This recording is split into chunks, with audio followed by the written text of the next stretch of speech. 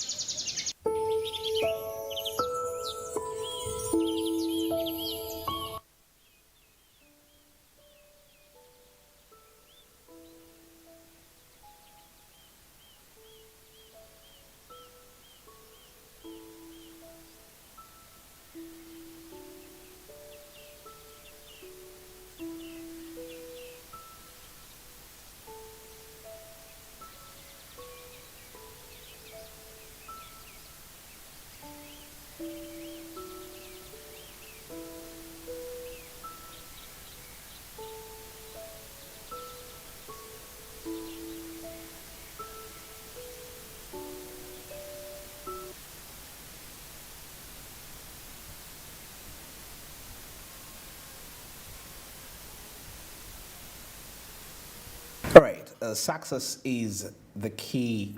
They say success is not the key to happiness, while happiness is the key to success. Success is the key to happiness because, when you're successful, you're happy, definitely. Though happiness really, I think, is supposed to be, you can create happiness. Whether you're successful, whether you're on the way to being successful, happiness has to be there. But anyway, most of happiness is attained when you're successful because, there you can access what you want, you can talk to the people that you want, you can, you have everything that you want when you're successful compared to when you're always frustrated, you're always thinking about debts, you're always, it's a lot to do with all the dynamics of when you're trying to, grow. It's a lot of tension there. And of course, the very first one, building like Romans, I really... How did the Romans build? Oh my goodness. I've never been to Rome, but I believe they had they used hard material, good quality material, because I don't think you can break a brick in Rome. Okay, it's hardcore. It's hardcore. It's real. The foundation is really solid. Yeah. Okay. Yeah. So that is what they mean, build like Romans, like the Romans did. Yeah. They took their time. That's where they say Rome wasn't built in one day. They took their good time, but the quality was top notch. The quality is top notch. But you see, when you talk about Rome, okay, the quality of the buildings, vis-a-vis that statement you accompanied with, Rome wasn't built in one day. I don't know what dimension of truth that lies on, because I know somebody that was saying that, hey, me, I can build Rome in one day. And I'm trying to understand what truth and what principles is this person really operating on. So could we sometimes be we could be limited by our thoughts? Because my thoughts are different from your thoughts. My thoughts are different from any person out there's thoughts. So the life we live is definitely as a result of what we think, and we are sometimes put, we put, can I call them, we put bars in front of ourselves, but in the minds. Well, of course, I don't know, maybe he could have had what the Romans didn't have then, because for them to build, they had to get the high quality materials. I think they had to go far and get, if you want to build something, your foundation has to be solid. Yeah, true. Yeah, because he thinks probably he can build, you build haphazardly. That is why they took their time, because they wanted to bring out something that was beautiful. Wow, that's beautiful. You know what? Well, even actually, you remember Samson? Was it Samson who broke the pillars? Exactly. Those pillars were hardcore, and for that, I think it was divine intervention, because him pushing the pillars and the building collapsing. I don't think if you compare actually. It's good that we're actually talking about real estate, and affordable housing. People are building substandard houses. You've seen houses crashing. Yeah, very true. Yeah, because they want to do it faster. Yeah, if you compare the houses that were then and now, the material, the cement, most especially, the cement those days was really the cement. Was hardcore. That was hardcore, but now someone puts cement. And it's breaking just a week, just like when you just entered, even before finishing up, plastering and all. So that is it. So if you want something, you have to take your time, invest in it. That is why they say you have to build like a Roman. Wow, build like a Roman, and success is not the key to happiness, but rather happiness is the key to your success. How true is that? Well, I'll add that on this notice to say that in most cases, there is a school of thought that believes that by nature, as born, you're happy, you're born happy, and your happiness shouldn't be determined by the circumstances. Yeah, sometimes they can be rough, and it's understandable to have a place of complaining because you are in the human flesh. You have that anima instinct. That's understandable, but when you ponder onto the deeper truth, it's more like you've just limited your presence to that situation. And if you ignore it, because I know somebody can tell you, put me anywhere in this world, as long as I have my brain and I know who I am. Put me anywhere, I can leave my buildings here, throw me to India in 1 year. I'll have a house, I'll have a car. I'm trying to understand how is that person thinking. Have you seen this show that actually sets like a target for someone to go out and get rich within I don't know, a month or a week, something like that? I think there is one I know that it's kind of related to that, but probably maybe concepts are related. Yeah, concepts are related. So they give you it's a person. Okay, it's a millionaire, but then they disguise themselves. They themselves, like they give them a task to get a certain amount of money at the end of maybe 2 weeks to be rich, to be a millionaire at the end of 2 weeks. Yeah, which is impossible for some people. Yeah, 2 weeks is a very short time. But for someone like you said, your friend who said you can build Rome in 1 day, it could be possible. Actually, I was Kanye West to say that. Kanye West. Yeah. Oh my God, he had reason to say it, David. He had reason to say it. Crazy Kanye West. Well, as we proceed with our topic of discussion, remember we're talking about real estate and, of course, the state of real estate in Africa. But now, of course, here we are taking a look at the tracking properties prices over time and assessing the availability and quality of infrastructure such as transportation and, of course, also electricity and water supply, and seeing how electricity, water supply can actually influence real estate demand and property values. You know, we've seen this interrelated infrastructure, most especially, has what it commands value for a real estate Yeah. in terms of pricing. In terms of pricing, and of course, like I said, the cost of building a commercial building, or maybe commercial building, or maybe real estate, maybe like a village. The prices actually of the materials are quite expensive these days. That is why probably there is the prices are hiked. And of course, I was talking about the demand earlier on. The demand. Now that we're getting into the new year, in the new year, during those first months, people are shifting.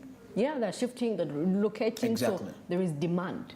There is always demand in those first months of the year. So definitely, if you're really into real estate, that could be an opportunity for you to actually, get something for yourself. And of course, the other challenge I see really, if we're trying to shift as Uganda, giving an example of Uganda, shifting to urban housing, affordable urban housing.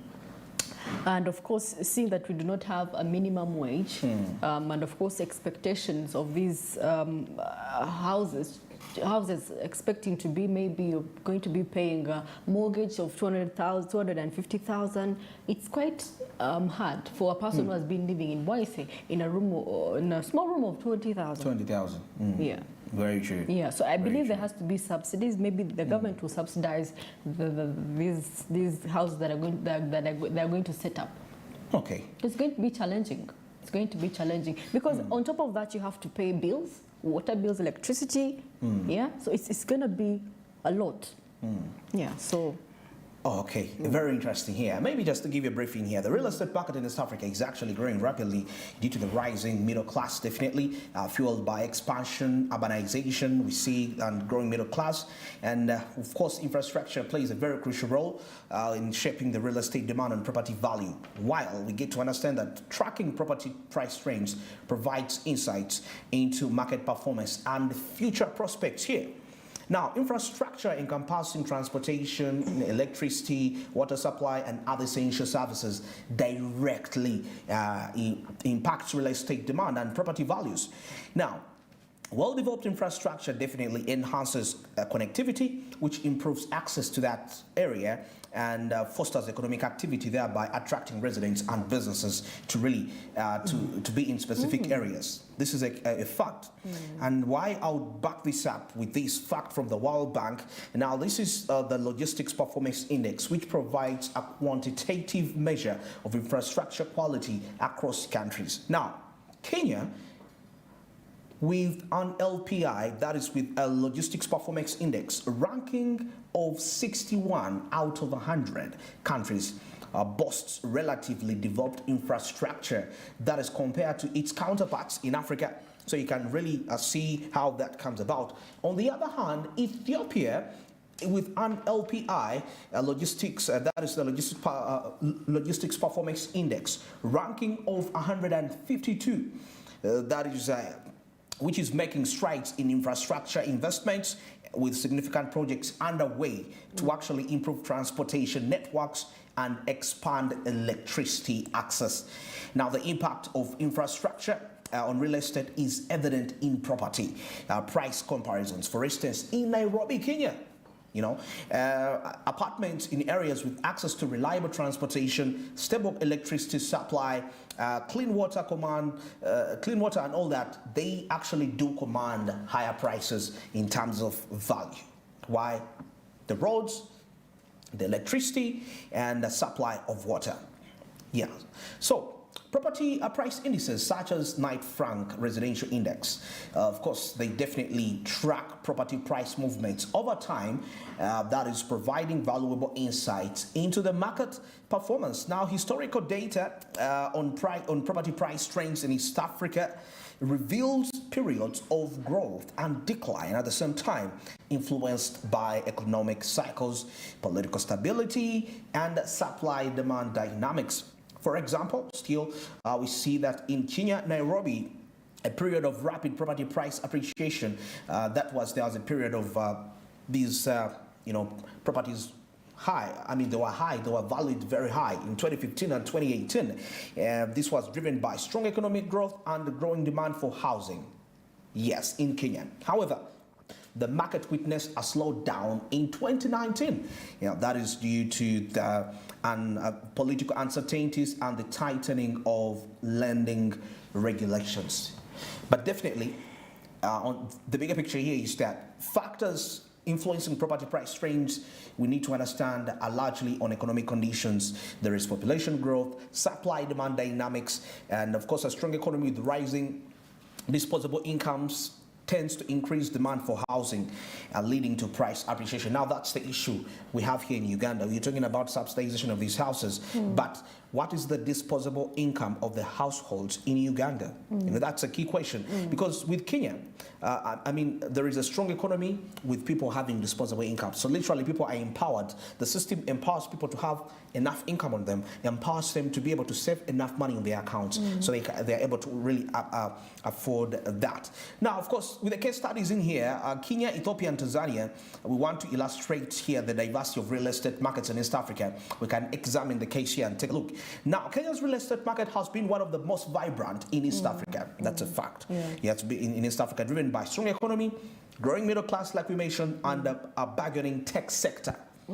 And Nairobi, that is the capital city, is a regional hub for business and finance at the same time, attracting significant real estate investment. This is a fact. Now, Ethiopia, just our neighbors. I think they should be in East Africa. I'm thinking. Ethiopia's real estate market poised a significant growth, fueled by rapid urbanization and a large population and the government-led infrastructure investments. Now, Addis Ababa, the capital city, is undergoing major transformation with ambitious plans to modernize infrastructure and develop new business districts. Facts here. Now, Tanzania's real estate market. Now, we're talking about the influential real estate markets around the East African region, in East Africa and the whole of Africa, as you can see. Now, Tanzania's real estate market comes in here, which is driven by its tourism industry, which attracts foreign investment and definitely creates demand for both residential and commercial properties. Now, however, infrastructure gaps, particularly in transportation and electricity, pose challenges to the real estate market's full potential. For Kenya, disposable incomes and the rising budgeting tech sector. And of course, we see Ethiopia, there is transformation, there is a huge population, and also we see there is a government really deliberately undertaking infrastructure investments in here. But for Tanzania's case, the real estate sector is largely inspired by the tourism which comes in there, that we see investors that are coming in to put up actually these real estates purposely for the tourists to stay in. So you can see how growth of one establishment of one industry, like the tourism, is actually attracting investment in another sector. And now that is something for Uganda to benchmark in, because we still have quite, of course we are developing, but due to the lack of disposable incomes for our netizens, that's the biggest challenge in here. So Kenya, Ethiopia, Tanzania definitely having the most effective real estate sectors, real estate industries in East Africa and the Horn of Africa. But anyway, I think when we go across away from East Africa, I think South Africa and Nigeria also are very big on real estate. At the continental level. Continental level, like we read, 641. They're investing in the green housing, green housing properties, like we had read earlier in this the report that we had. So definitely, South Africa, if you're to set up your own building, it's on your own. But most of them do real estate. You buy, you pay mortgage, until you finalize with your house unit. Probably they could have been. The government policies probably favor real estate, compared to absolutely. There has to be a government intervention.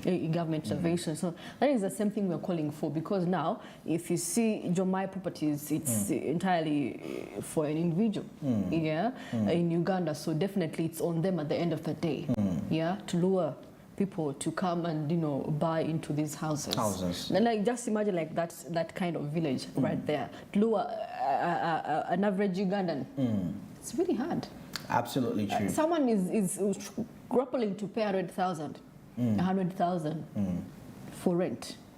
and expect them to be in a house where you have to pay maybe $1,000. It's quite expensive. That's quite expensive. That's why in most cases in developed world, I mean, those would be mortgages. I mean, reading those to mortgages. Yeah. But which, because also for you to have a mortgage, you need to have a sustainable flow of income, which comes in whereby if I'm giving you, I'm entrusting you with this, I know that I'm going to get my money back at the end of the year. Otherwise, if you're earning a certain salary, I mean, why would somebody take 100 years to get their mortgage back? At least it should be and you know in that lesser they time. demand even the grandchildren. Perfect to pay that money, which is quite very hard for that. Oh, yeah. So Uganda, we have really to take our notes really so hard and see how we can make lives better for our citizens.